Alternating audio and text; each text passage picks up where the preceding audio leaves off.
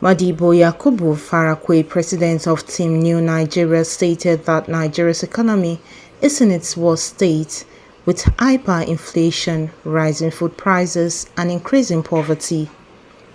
Speaking to journalists in Abuja, he said many families face difficult choices between healthcare and basic necessities, while the middle class risk disappearing due to poor economic policies, saying despite widespread suffering, government officials continue to act with greed, dishonesty, and disregard for the people.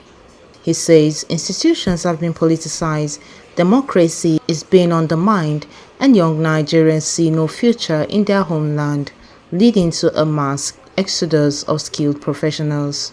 Recognizing the urgent need for change, TNN engaged in extensive consultations with stakeholders across the country.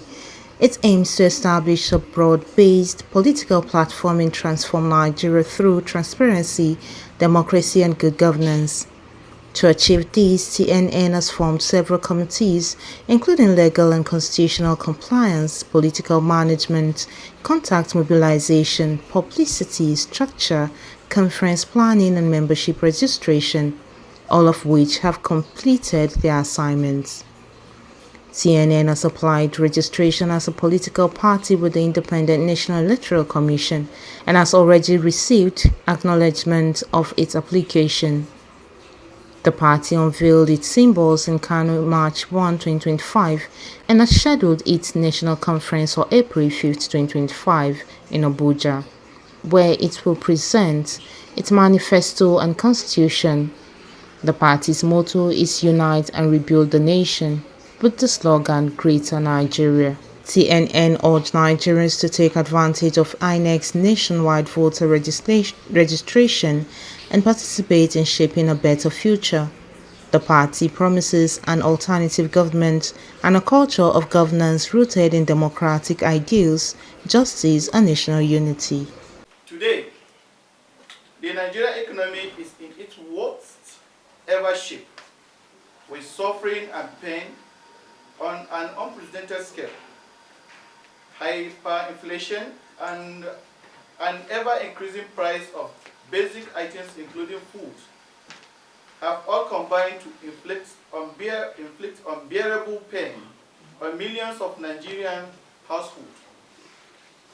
Parents are being forced to make hard choices between seeking prompt health care for their sick children and providing meals with their meager resources for families.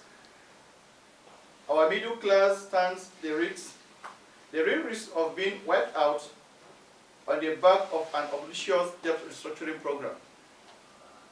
While our people struggle to keep their heads above water, government officials continue to exhibit high levels of greed, corruption, arrogance of power, dishonesty, blatant state capture, and conflict of interest. So corrupt, because when you look at the situation is that if you don't join them, if you can't beat them, you join them.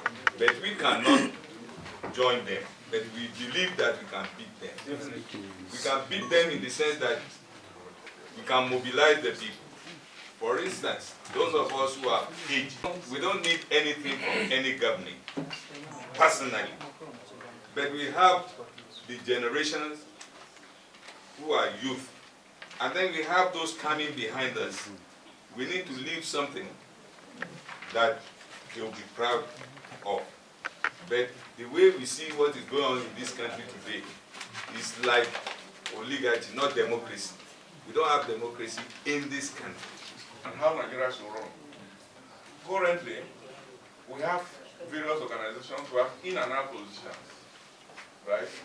Which might not necessarily be in TNN, but even if they are, they will not play from the front.